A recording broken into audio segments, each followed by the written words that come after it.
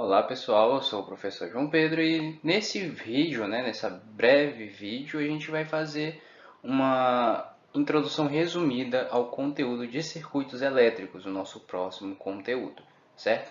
Então a gente vai passar a estudar esse conteúdo, mas de antemão precisamos rever alguns conceitos que serão bastante importantes em nossas aulas subsequentes, certo? A começar pela definição de corrente elétrica, né? Esse que é um conceito destacado como um dentre os principais conceitos no estudo dos circuitos elétricos, certo? A gente precisa compreender do que se trata essa corrente elétrica. Começando por trazer duas definições para vocês, certo? Temos que corrente elétrica ela vai estar relacionada com a movimentação ordenada de partículas eletricamente carregadas. E temos um segundo conceito, trazendo a distinção, que é a corrente elétrica eletrônica, que é o que vai nos interessar. Bom, corrente elétrica eletrônica, por sua vez, ela vai se referir especificamente à movimentação ordenada dos elétrons. Lembrando nos estudos da eletrostática, em que a gente começa a ver as trocas de cargas, no caso as trocas de movimentação, transferência de elétrons, que são as partículas envolvidas nos fenômenos elétricos, a gente passa, nesse momento de circuitos elétricos, a ter essa distinção. Por quê? Corrente elétrica é muito abrangente, certo? Ela está relacionada com o movimento ordenado das partículas eletricamente carregadas. Lembrando que não são apenas os elétrons que são partículas eletricamente carregadas. E isso a gente vai ver em tópicos subsequentes, certo? Mas fica esses dois conceitos, essas duas classificações. Lembrando que nosso foco em circuitos elétricos é a corrente elétrica eletrônica, que é voltada para a movimentação que é ordenada dos elétrons, como bem ilustra a nossa imagem, certo? Primeira seção de fio, a gente tem um movimento que ele é desordenado dos elétrons de um fio condutor, certo? E a gente vai dar uma olhada sobre essa movimentação de elétrons livres nos fios condutores, nos metais. Já na segunda seção de fio, a gente tem um movimento que ele é um movimento ordenado. As partículas, vocês podem ver pela direção das setas, que elas se orientam em um mesmo sentido e direção.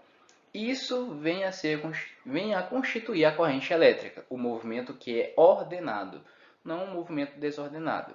Ou seja, não é qualquer movimento que a gente classifica como corrente elétrica. Bom, um outro tópico que é importante que a gente saiba. Por que os metais são excelentes condutores elétricos? Metais que a gente utiliza na fiação de nossas casas, que a gente utiliza ali nos nossos eletrodomésticos, no circuito que constitui aqueles eletrodomésticos, certo? E essa característica dos metais serem bons condutores de eletricidade se deve às próprias características dos átomos, dos elementos metais. Isso por quê? Em geral, esses átomos, os elementos de metais, possuem átomos muito grandes, e isso faz com que os elétrons da sua camada de valência, que é aquela sua última camada em que eu vou ter a distribuição de elétrons, eles são pouco atraídos pelo núcleo atômico, ou seja, é um átomo grande, os elétrons da camada de valência eles estão em uma distância maior em relação ao núcleo, e a força que o núcleo faz para atrair esses elétrons, ela não vai ser tão forte a ponto de manter eles naquela órbita, certo?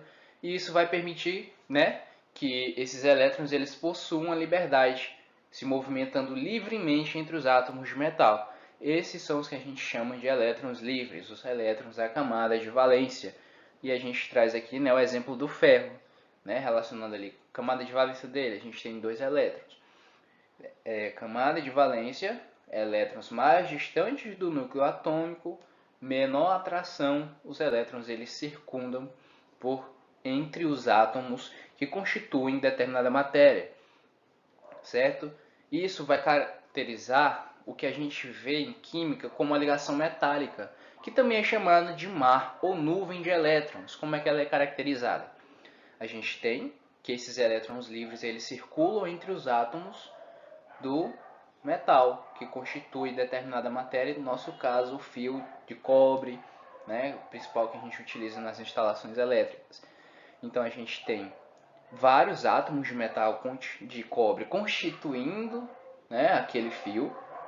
Cada átomo tem os seus elétrons livres e os elétrons livres eles ficam circundando por entre os átomos, ou seja, eles não se prendem ao seu único átomo, certo? Logo, se a corrente elétrica eletrônica, como eu disse, o que nos interessa é a corrente elétrica eletrônica, ela está relacionada com a movimentação dos elétrons, possuir uma grande quantidade de elétrons livres, vai ser o que vai tornar esses metais, né, esses nossos materiais, bons condutores elétricos, porque eles já têm uma maior disposição de elétrons que estão livres, que têm essa capacidade de se movimentar, né, para além da sua órbita, digamos assim. E isso, né, já é o pontapé inicial para mim pegar esses elétrons que estão livres e, através de uma força inicial promovida por um gerador, ordenar o movimento deles e assim produzir uma corrente elétrica. Mas aí pode ser que venha a ocorrer entre vocês o seguinte questionamento: tá, mas professor, apenas os metais conduzem corrente elétrica? Como eu falei anteriormente, né, a gente estabeleceu duas definições que foram corrente elétrica e corrente elétrica eletrônica. Eletrônica por relacionar-se com a movimentação dos elétrons. Corrente elétrica, como eu falei, é um conceito mais abrangente. Por quê? Soluções iônicas, elas também conduzem eletricidade. O que é uma solução iônica? O exemplo, né, o principal exemplo que a gente pode trazer é o sal de cozinha, né? O sal de cozinha é constituído por átomos de sódio e átomos de cloro, que quando a gente dissolve esse sal de cozinha na água, ele se dissolve formando íons, né? Íons positivos e negativos. No caso, a gente tem Na+ e Cl-, por haver cargas elétricas, que no caso são os íons, cátions e ânions, isso vai permitir que a gente tenha a existência de uma corrente elétrica, não tão eficiente, mas que haja essa corrente elétrica por a movimentação desses íons, né? E como principal exemplo que a gente utiliza, né, de experimento, é o experimento da lâmpada, que a gente fecha o circuito em um copo com a solução com água, ou água e a sacarose, né, o açúcar, e inicialmente ela não vai acender. Por quê? Aí é uma solução molecular, não há formação de íons. Agora, quando a gente pega o sistema e fecha em uma solução aquosa que tem um sal de cozinha dissolvido, a gente vê que a lâmpada ela consegue acender, por conta dessa existência dessas cargas positivas e negativas.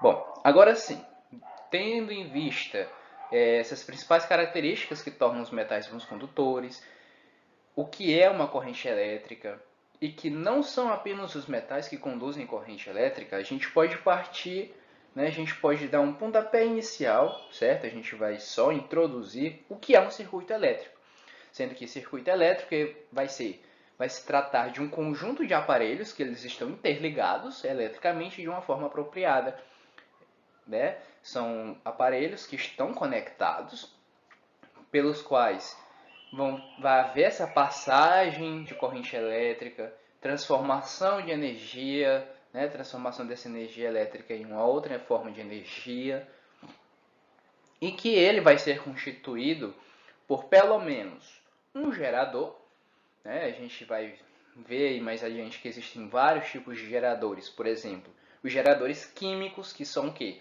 É uma pilha, é uma bateria, né? Qual a função do gerador? Ele vai fornecer energia para o sistema.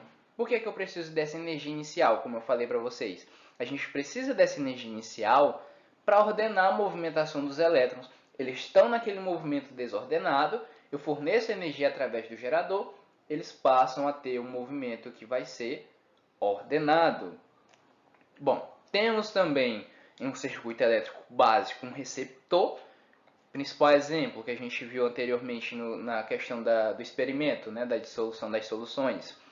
Uma lâmpada, o receptor, ele recebe a energia que é fornecida pelo condutor e pode transformar ela em outra forma de energia, certo? No caso da energia da lâmpada, a lâmpada ela recebe a energia elétrica e transforma essa energia elétrica em energia luminosa e energia térmica, certo?